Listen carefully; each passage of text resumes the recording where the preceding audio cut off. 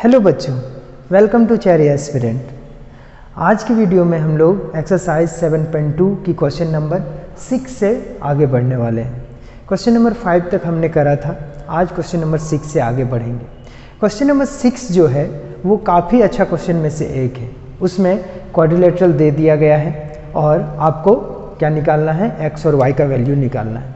तो देखिए NCERT exercise 7.2 की क्वेश्चन नंबर 6 क्या कहती है। तो 6 कहता है कि if 1, 2, 4y, x6 are 3.35 are the vertices of parallelogram then taken in order, एक ऑर्डर में आपको लिया जा रहा है। तो फाइंड x एंड y, तो x और y का वैल्यू निकालना है। तो चलिए देखते हैं क्या होता है। सबसे पहले हम लोग एक पैरेललोग्राम ड्रॉ करेंगे। तो एक पैरेललोग्राम ड्रॉ करते हैं।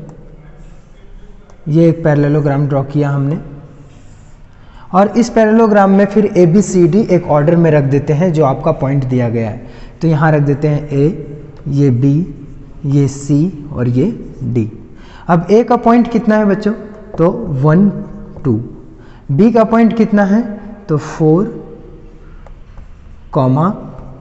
y और सी का पॉइंट कितना है, तो x, 6 और डी का पॉइंट कितना है, तो 3, 5। यही है ABCD का पॉइंट यानी कोऑर्डिनेट। अब हम लोग क्या करेंगे, तो वही ये x का वैल्यू और ये y, यही दोनों निकालना है।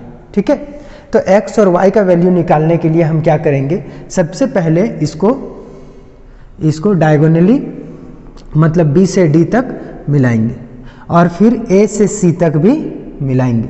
तो आप जानते हैं कि जो डायगोनल होता है पैरेललोग्राम का, वो आपस में एक दूसरे को क्या करता है, बाइसेक्ट करता है।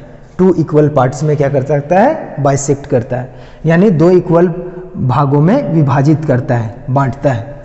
तो ये जो पॉइंट्स है बीच में, उसको हम क्या ओ मान सकते हैं कि नहीं, ओ बोले। जो बीच में पॉइंट है, जो AC और BD जो डिवाइड कर रहा है, वो क्या है, हम ओ मान लिए।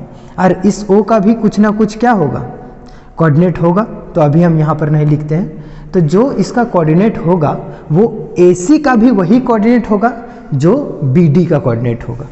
ठीक है, काहे कि AC का भी मिड पॉइंट में O है और BD के भी मिड पॉइंट में O है, इसीलिए ये दोनों का कोऑर्डिनेट सेम होगा। तो चलिए हम लोग वही लिखते हैं यहाँ से कि द कोऑर्डिनेट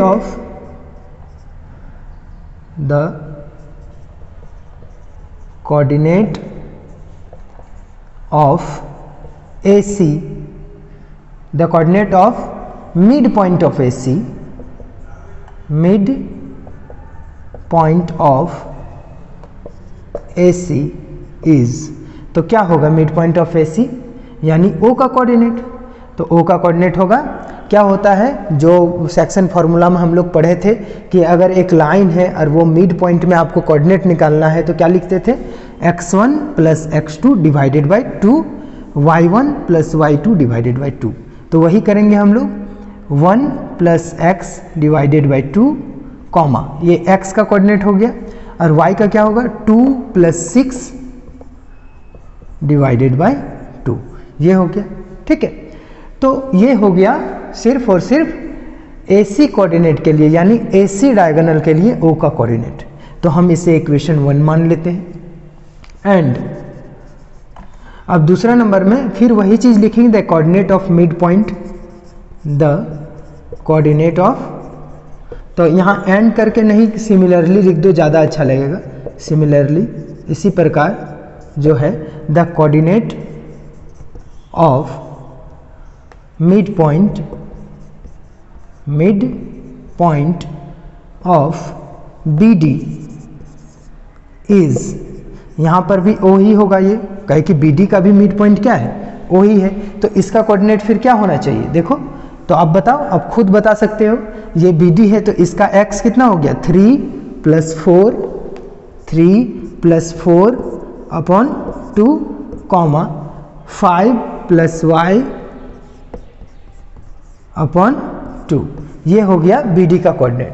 अब देखो बच्चों, AC का कोऑर्डिनेट भी वही है जो BD का कोऑर्डिनेट है। तो हम क्या कह सकते हैं कि इसका AC का जो भी x यहाँ का कोऑर्डिनेट होगा, यहाँ कुछ ना कुछ तो कोऑर्डिनेट होगा ना, तो इसका जो भी x बनेगा इसमें वही BD का भी x बनेगा, वही वैल्यू होगा। और जो AC का वैल्यू होगा यानी y का जो कोऑर्डिनेट बनेगा वही BD का भी y होगा। तो हम कह सकते हैं कि इक्वेशन 1 और 2 से dash is equal to dash, यानी इसका x इज इक्वल टू इसका x। देयरफॉर यहाँ लिखिए फ्रॉम इक्वेशन 1 एंड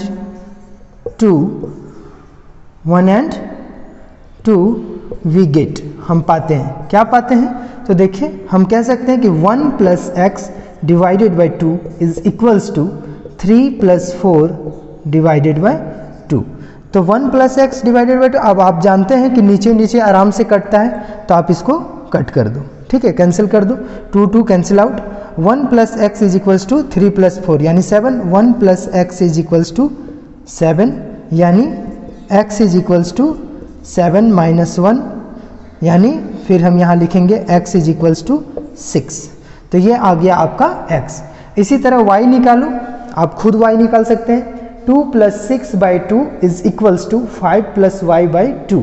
तो यहाँ पर लिख दीजिए 2 plus 6 by 2 is equals to 5 plus y by 2। तो क्या हो जाएगा, 2 कैंसिल आउट, 6 2 8 हो गया, और 5 प्लस वाई, यानी हम ऐसा लिख सकते हैं 5 plus y is equals to 8, then y is equals to 8 minus 5 यानी y इज इक्वल्स टू 3। तो ये जो हो गया, ये हो गया x का वैल्यू और ये हो गया y का वैल्यू। तो हम लोग यहाँ लिख देते हैं कि देयरफॉर, तो यही तो निकालना था, तो x और y का ही तो वैल्यू निकालना था, तो निकल गया। तो आप नहीं भी लिखेंगे तो भी चलेगा, लेकिन फिर भी एक बार लिख दीजिए यहाँ पर कि therefore x is equals to 6 and y is equals to 3 answer. ठीक है, ये क्वेश्चन नंबर 6 कंप्लीट हो गया। आप इसे नोट कर लीजिए।